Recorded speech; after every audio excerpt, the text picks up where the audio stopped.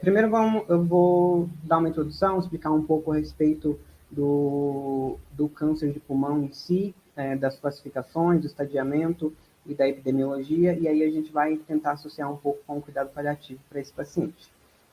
O câncer de pulmão, então,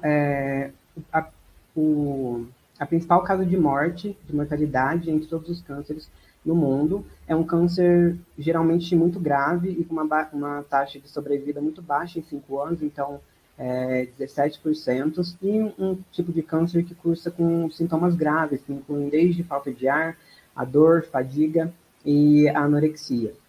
E frequentemente os pacientes, os sintomas dessas pessoas com câncer de pulmão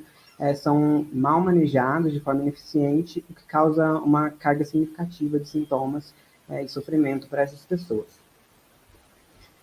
O câncer de pulmão tem uma característica de ser geralmente tardiamente diagnosticado, porque em estágios iniciais o paciente não costuma apresentar sintomas muito fortes. Então, quando se descobre o diagnóstico, geralmente já está num estágio bem avançado.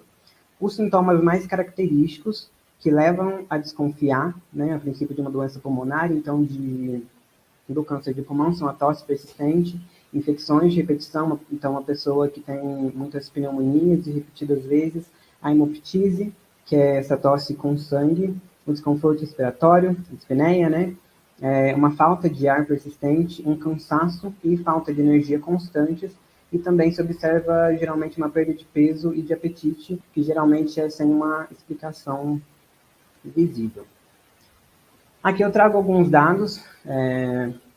sobre a epidemiologia e a incidência do câncer de pulmão no Brasil, que são dados lá de 2016 do INCA, mas que são dados que ainda se enquadram no dia de hoje, que foram publicados também pela Sociedade Brasileira de Pneumologia e Tisiologia em 2018. Então a gente percebe que o câncer de pulmão é o segundo que mais acomete os homens, aí com 8% do total, e o quarto que mais atinge as mulheres. Em 2016, a gente teve um total de 596 mil novos casos de câncer no Brasil, e desses, mais de 28 mil, um total de 4,7%, era de neoplasia maligna primária do pulmão. Falando da doença ao redor do mundo, então é a doença maligna mais comum em todo o mundo, e de todos os casos de câncer que se tem, todos os casos novos de câncer que se tem por ano, 13% são de câncer de pulmão. E ele é a principal causa de mortalidade por câncer no mundo também, com mortes que vão aí por ano de 1,7 até 1,8 milhões de mortes por ano. Aqui, para a gente ter um panorama de um outro país, dados